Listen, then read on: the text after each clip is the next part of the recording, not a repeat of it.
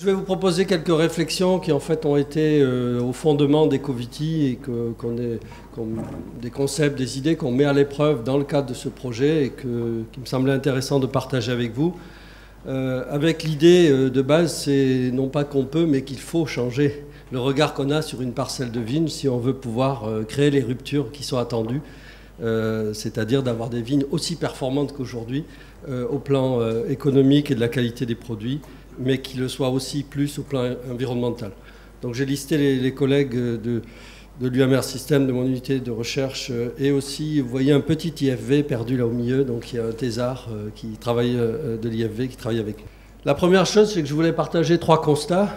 Le premier, c'est que finalement, si on regarde l'histoire de l'intensification, du développement, de la modernisation, appelons-le comme on veut, de l'agriculture, ce serait vrai pour toutes les cultures, mais ça l'est particulièrement pour la vigne, c'est que finalement on a attendu vers une culture monospécifique et c'est quand même ça qui a été la fondation de ce que sont aujourd'hui les agrosystèmes viticoles en concentrant sur une seule espèce, un seul génotype, un seul clone souvent, la fonction de production de ces parcelles et en essayant de supprimer toutes les autres espèces qui pouvaient d'une manière ou d'une autre être gênantes, que ce soit par le désherbage mécanique ou chimique. La deuxième idée, c'est que ce qui a sous-tendu cette évolution, et ça c'est vrai aussi dans toutes les cultures, c'est une tendance lourde et que je pense on ne va pas inverser, qui est le fait de chercher à simplifier les structures des agrosystèmes qu'on cultive, à les homogénéiser dans un environnement où les parcelles devenaient souvent de plus en plus grandes, c'est vrai en tout cas dans certaines régions viticoles, pour 2 raisons. D'abord mécaniser et deuxièmement limiter le travail et aussi valoriser un facteur qui était limitant, c'est-à-dire la terre, qui laisse un poids important au rendement. Donc l'idée c'est que ça a pesé très lourd et c'est le déterminant principal à mon avis de la simplification à l'extrême des agrosystèmes. Et c'est quelque chose sur lequel il ne faut pas revenir en arrière. Donc dans le projet Ecoviti, parmi les contraintes, il y a le fait que la vigne doit rester quelque chose qui se mécanise, qui limite le travail, qui le rend moins pénible, etc. Et on ne veut pas abandonner cet objectif-là. Le troisième constat, c'est que finalement toute cette évolution, et notamment au niveau de la recherche pendant longtemps, s'est fait sur un agrosystème qu'on a pensé uniquement autour d'un composant et d'un produit. C'est-à-dire que tout ce qui s'est fait a été vraiment orienté sur faire fonctionner au mieux une plante de vigne en essayant de limiter tous les agresseurs qui venaient la perturber. Donc ça, c'est le troisième constat. Là encore, il ne faut pas revenir en arrière. La fonction d'une vigne, c'est d'abord de produire du bon vin et dans des conditions économiques acceptables. Mais finalement, l'idée, c'est de rajouter à ça, de se donner un autre point de vue. Et quelques éléments sur ce point de vue. Le premier, c'est de dire qu'évidemment, une vigne, elle est là pour produire du vin, du raisin et du vin, mais elle est aussi là, elle peut être là pour produire autre chose. Et dans le cas que je cite ici, qui est issu d'un travail qu'on avait fait avec la source Perrier, c'est parce qu'on voulait protéger la source que la vigne a été redynamisée, un certain type de vigne, avec une maîtrise en particulier de tous les produits qui risquaient de se retrouver dans l'eau. Et aujourd'hui, on peut dire que le développement de ce type de viticulture, dans la région de Montpellier, se fait finalement sur une vigne à 2 fonctions, produire du vin et produire aussi de l'eau. Je pense que ça, c'est quelque chose qui est très actuel, au-delà des sources minérales. Dans beaucoup de régions, je pense que on va vers un agrosystème viticole qui a au moins 2 fonctions, et pas simplement produire du vin, mais aussi de la bonne eau. Le deuxième élément dans le point de vue, c'est de repenser l'agrosystème en repartant de ce qu'on a un peu oublié, c'est le fonctionnement du sol. Et en remettant au centre 2 éléments. La première chose, c'est de pouvoir se donner les moyens d'observer, d'analyser le fonctionnement du sol. Et sur la photo de droite, vous voyez qu'il y a un acteur important qui est le viticulteur. Si vous regardez bien, les étudiants ne sont pas très attentifs, mais le viticulteur, lui, il est vraiment penché sur ce qui se passe. Et puis le deuxième acteur à réintégrer, le viticulteur, il y est déjà, mais c'est plutôt en refaire un acteur de son sol. C'est les ingénieurs du sol. J'ai mis ici un ver de terre, mais il y a bien d'autres espèces qu'il faut réintégrer comme composants de l'agrosystème qu'on gère. La troisième idée, c'est de repenser le point de vue qu'on a sur l'herbe et de la regarder plutôt comme ce qu'on peut appeler une plante de service qui est là pour rendre un certain nombre de services à l'agrosystème viticole. Je ne vais pas détailler, mais dans certains cas, le service attendu, c'est moins de fongicides parce que moins de vigueur, c'est moins d'érosion, c'est moins d'engrais et du coup moins d'énergie, notamment si on ne travaille pas le sol. Et puis aussi, dans certains cas, moins d'insecticides. Pour chacune de ces services attendus, on va avoir a priori des types d'enherbement différents. Et la question, c'est comment les choisir et les combiner. Si on combine tout ça, ça veut dire qu'un des fondements de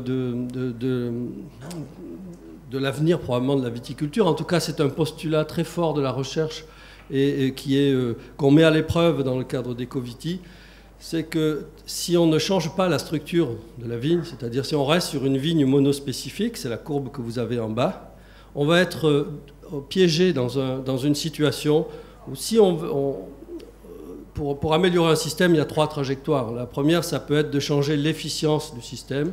On va mettre, pour la même quantité produite, on va mettre moins d'intrants, moins de phyto par exemple. Mais si on a déjà fait des efforts et qu'on se situe déjà là et pas ici, ça veut dire que le moindre changement peut faire baisser le niveau de rendement ou la productivité. On peut aussi envisager une autre stratégie qui est la substitution. Substituer des produits phytosanitaires par des produits ayant un meilleur impact environnemental. Et en général, ça va plutôt augmenter le coût de la production. Mais ce qu'on cherche en particulier dans Ecoviti, c'est créer ce qu'on appelle une nouvelle frontière dans l'efficience de ces intrants. Et cette frontière-là, l'hypothèse, c'est qu'on ne l'obtiendra pas si on ne passe pas vers un système de vignes plurispécifiques. Alors j'ai parlé des enherbements, mais on commence à se questionner aussi sur remettre d'autres choses dans les vignes, éventuellement des arbres. Donc ça, c'est des travaux faits avec la Chambre d'agriculture de l'Hérault déjà depuis quelques années à Montpellier. Les mettre à différents endroits, de vignobles, autour, à l'intérieur, différents types d'arbres, etc., avec la contrainte de pouvoir continuer à mécaniser.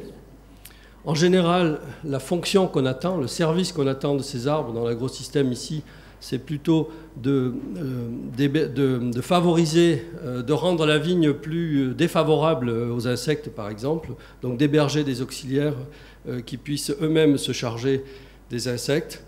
Mais évidemment, ça pose tout un tas de questions. Il faut que ces arbres permettent quand même d'obtenir toutes les autres fonctions, et notamment celle de production d'un bon vin.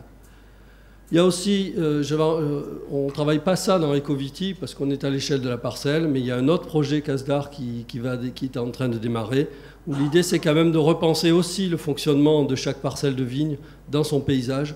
Et en matière de protection, notamment contre les insectes, voire certains champignons, ça sera un point vital. Finalement, tout ça, ça nous amène et ça nous questionne beaucoup, et c'est pour ça que David vous a parlé un peu de méthodologie, et ça va nous obliger à chercher autrement. Alors quand je dis chercher, c'est les chercheurs, mais c'est aussi les viticulteurs. L'idée étant de se doter de connaissances, de moyens, d'expérimentation qui permettent de refonder davantage la conduite de la vigne, sur ce qu'on peut appeler une approche plus fonctionnelle de l'agrosystème. Ne plus chercher à relier systématiquement une technique, un type d'enherbement à un niveau de rendement et un niveau de bioagresseur, mais essayer d'ouvrir le système, de se doter des moyens de pouvoir accéder à des informations sur la vigueur de la plante, sur l'eau qu'elle trouve, sur l'azote qu'elle trouve, comment tout ça s'est modulé par la vigueur de l'herbe, etc. Et donc c'est en particulier le travail de thèse de Nicolas Guillepart avec l'IFV.